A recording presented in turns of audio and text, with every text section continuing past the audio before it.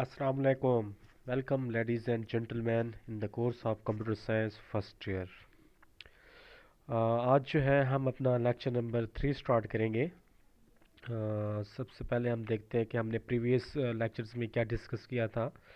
Previous lecture के अंदर हमने पढ़ा था basic unit of data storage, और उसके अलावा हमने देखा था वो बिट और बाइट में क्या फ़र्क होता है, और उसके अलावा हमने वर्ड को पढ़ा था।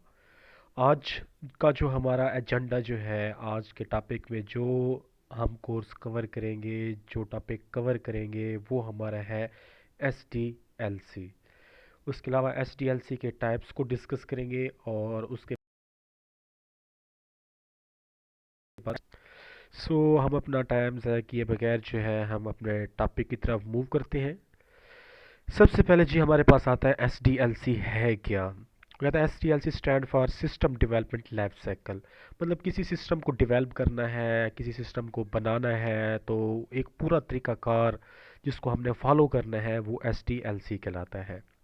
It is a set of different steps that are perform to make a system. मतलब कोई सिस्टम को हमने परचेज़ करना है, सिस्टम को हमने बनवाना है, तो उसके लिए जो है हमें एक मुकम्मल स्टेप में से गुजरना पड़ता है, वो एस डी एल सी कहलाता है। उसके अलावा एस डी एल सी के कुछ स्टेप्स हैं, 7 स्टेप्स हैं, जिसको हम फर्दर जो है आगे से इसको डिस्कस भी करते हैं। सबसे पहले हम देख लेते हैं। सबसे पहले हमारे पास इन्वेस्टिगेशन होता है, उसके बाद फिर हम एनालिसिस करते हैं, डिज़ाइन करते हैं, कोडिंग करते हैं, टेस्टिंग करते हैं, उसके बाद फिर हम सिस्टम की इम्प्लीमेंटेशन करते हैं, उसके बाद सिस्टम मेंटेनेंस करते हैं। मतलब ये हमारे पास वो 7 स्टेप्स हैं जिसको हमने फॉलो करते हुए क्या करना है, अपने सिस्टम को डेवलप करना है। सबसे पहले हमारे पास प्राइमरी इन्वेस्टिगेशन आता है। प्राइमरी इन्वेस्टिगेशन क्या होता है? ये पहला स्टेप होता है हमारे पास प्राइमरी इन्वेस्टिगेशन का। इसके अंदर हम क्या करते हैं, किसी भी सिस्टम को हमने इन्वेस्टिगेट करना होता है, हमने उसको पढ़ना होता है, उसको चेक करना होता है, देखना होता है, उसकी शनाख्त करनी होती है, और ये भी हम देखते हैं कि इसकी वसअत कितनी है, कि आने वाले वक्त में ये क्या चलेगा भी सही, हमारे लिए कामयाब भी होगा या नहीं होगा।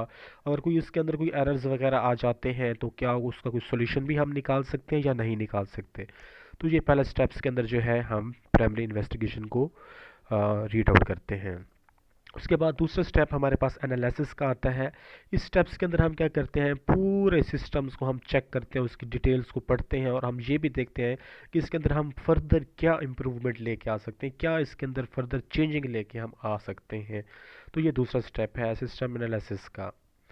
उसके बाद हमारे पास थर्ड स्टेप्स में आता है सिस्टम डिज़ाइनिंग का। डिज़ाइन कौन सा स्टेप है? तीसरा स्टेप्स है। इसके अंदर क्या किया जाता है, फिजिकल और लॉजिकल डिज़ाइन बनाया जाता है। फिजिकल और लॉजिकल चीज़ हम ऑलरेडी पहले पढ़ चुके हैं। लॉजिकल्स के अंदर हमारे सॉफ्टवेयर्स वगैरह आ जाते हैं, और फिजिकल्स के अंदर हमारी हार्डवेयर्स की चीज़ें आ जाती हैं जो सिस्टम्स को डिज़ाइन करने के लिए बहुत कारआमद होती हैं। उसके अलावा जो है it is also design how to new system will meet the requirement. इसमें ये भी देखा जाता है कि सिस्टम्स ने न्यू रिक्वायरमेंट को कैसे कैसे हैंडल करना है, कैसे उसको डिज़ाइन करना है। उसके बाद जी हमारे पास नंबर 4 पे आता है कोडिंग। कोडिंग करना क्या होता है? मतलब सिस्टम्स के अंदर सिस्टम सॉफ्टवेयर करना या एप्लीकेशन सॉफ्टवेयर इंस्टॉल करना, ये सिस्टम कोडिंग ही कहलाता है। चौथा स्टेप है हमारे पास, this step is consist of writing programs for system. मतलब सिस्टम्स के अंदर हमने कोई प्रोग्राम राइट करना है। प्रोग्राम्स क्या होता है, हम ऑलरेडी पहले लेक्चर्स में भी हमने डिस्कस किया था कि जो हमारे सॉफ्टवेयर्स होते हैं वो हमारे प्रोग्राम्स ही कहलाते हैं। सिंगल और team of programmers develop the system using different tools. मतलब कोई एक बंदा या उसके अलावा कोई एक मुकम्मल टीम जो है वो मिल के एक सिस्टम्स के प्रोग्राम्स को डिवेल्प करता है, मतलब सॉफ्टवेयर बनाती है। This steps take a lot of time and more budget. ये स्टेप्स जो है हमारे लिए टाइम भी बहुत लेता है, और उसके साथ साथ बजट मतलब पैसा भी इसके ऊपर बहुत खर्च करना पड़ता है हमको। उसके बाद हम आते हैं सिस्टम टेस्टिंग में। अब नाम से ज़्यादा टेस्ट, जब हम अपने सिस्टम्स के अंदर प्रोग्रामिंग्स वगैरह करवा लेते हैं, कोडिंग्स करवा लेते हैं, सिस्टम सॉफ्टवेयर हो जाते हैं, एप्लीकेशन सॉफ्टवेयर्स हो जाते हैं, तो हम उसको टेस्ट करते हैं कि आया कि जब हम अपने सिस्टम में सारे सॉफ्टवेयर तो करवा लिया, आया कि हम इसको चेक भी तो करें क्या हमारा सिस्टम ज़रूरियात को पूरी कर भी रहा है या नहीं कर रहा, हमारा जो भी सॉफ्टवेयर हैं क्या वो अपनी ज़रूरियात को पूरा करते हैं या नहीं करते। तो ये हमारे पास फिफ्थ स्टेप है। In this steps is tested and remove any error occur in this step. अगर कोई अकर एरर्स जो है कोई अकर हो जाता है, कोई एरर्स आ जाता है, तो हम क्या करते हैं, उसको यहाँ से निकाल देते हैं। System testing is very important step for SDLC, मतलब ये पांचों स्टेप जो है बहुत इंपॉर्टेंट होता है किसी भी सिस्टम्स को डेवलप करने के लिए। This system is checked by giving simple data, मतलब किसी भी चीज़ को हमने चेक करना है तो हम कोई भी किसी भी किस्म का डाटा जो है वो सिस्टम्स को दे देते हैं, और ये हम व्यू कर लेते हैं, देख लेते हैं कि आया कि ये सिस्टम जो है इस डाटे को सही तरीके से फुलफिल कर भी रहा है या नहीं कर रहा। उसके बाद हमारे पास आता है सिस्टम इम्प्लीमेंटेशन आता है। सिस्टम इम्प्लीमेंटेशन में क्या होता है, ये 6 स्टेप है हमारे पास।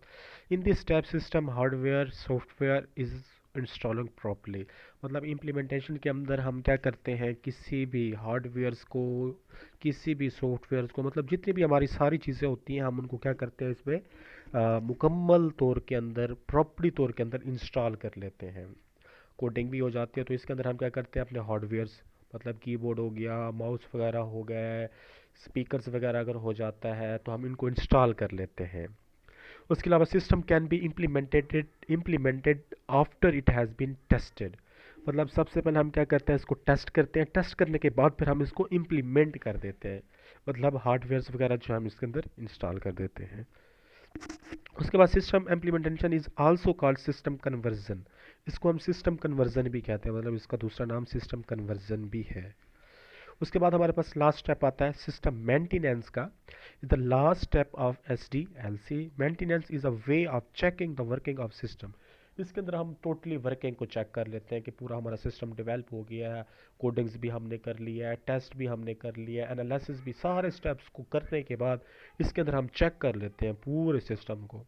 It is very important because to ensure that system is fulfilling the objective, और इसके अंदर इस चीज़ को भी देख लिया जाता है कि हमारा सिस्टम जो है क्या वो मुकम्मल ज़रूरियात को पूरा कर भी रहा है या नहीं कर रहा। ज़रूरियात जो भी हैं सिस्टम्स की, इसके अंदर इसको हम डिस्कस करते हैं। उसके बाद अगर हम स्टेप्स की बात करें तो सबसे पहले हमारे पास क्या होता है, प्राइमरी इन्वेस्टिगेशन होती है नंबर 1 के अंदर, और उसके बाद जो है ये वाला स्टेप्स हो गया। उसके बाद फिर हम सिस्टम एनालिसिस करते हैं, सिस्टम्स को डिज़ाइन करते हैं, कोडिंग्स करते हैं, टेस्टिंग करते हैं, इन्वेस्टिगेशन करते हैं, और उसके बाद लास्ट स्टेप्स होता है हमारे पास मेंटेनेंस का। इस तरीके से अगर हम इन्वेस्टिगेट करके आते हैं एनालिसिस के ऊपर, डिज़ाइनिंग के ऊपर, कोडिंग के ऊपर, टेस्टिंग के ऊपर, इम्प्लीमेंटेड के ऊपर, अगर इसके अंदर किसी भी किस्म के एरर्स आ जाता है या कोई वगैरह गलती आ जाती है तो हम इन्हीं गलती को ख़त्म करके जो है दोबारा से हम सिस्टम्स को डेवलप भी करवा सकते हैं। So it is the end of lecture number 3 and thank you for watching. और इसी तरीके से जो हमारा फर्स्ट चैप्टर जो है वो यहाँ पे इख्तिताम पे पहुँचता है स्मार्ट सिलेबस के लिहाज से। तो स्टूडेंट्स, आप लोगों ने इस चीज़ को ज़हन में रखना है कि डेली बेसिस पर पे आपका लेक्चर्स जो होता है वो आप तक पहुंच जाता है, तो एक हफ्ते के अंदर जितना हम पढ़ेंगे तो उसका आपको टेस्ट भी देना होगा, और इसका सिलेबस जो है वो मैं ऑलरेडी व्हाट्सएप ग्रुप्स के अंदर भी मैं शेयर कर दूंगा, आप लोगों ने उसको व्यू कर लेना है, देख लेने हैं। और एक हफ्ते में जैसे हमारे 6 लेक्चर्स कंप्लीट हो जाएंगे तो उसी 6 लेक्चर्स का क्या होगा, टेस्ट होगा। और आप लोगों को इस चीज़ का भी पता होना चाहिए जो हम जो है फर्स्ट ईयर कंप्यूटर को स्टार्ट से पढ़ रहे हैं, क्योंकि हमारी बुक जो है वो ऑलरेडी कवर हो चुकी है। तो काफ़ी लोग उन्होंने पहला दूसरा तीसरा चैप्टर्स नहीं पढ़ा हुआ, तो उनके लिए जो है ये बहुत फ़ायदेमंद रहेगा। मैं आप लोगों से यही दरख्वास्त करता हूँ और यही उम्मीद भी रखता हूँ कि आप लोग अच्छी तरीके से मेहनत कर रहे होंगे इंशाअल्लाह ताला। अस्सलाम वालेकुम वरहमतुल्लाहि वबरकातुहू।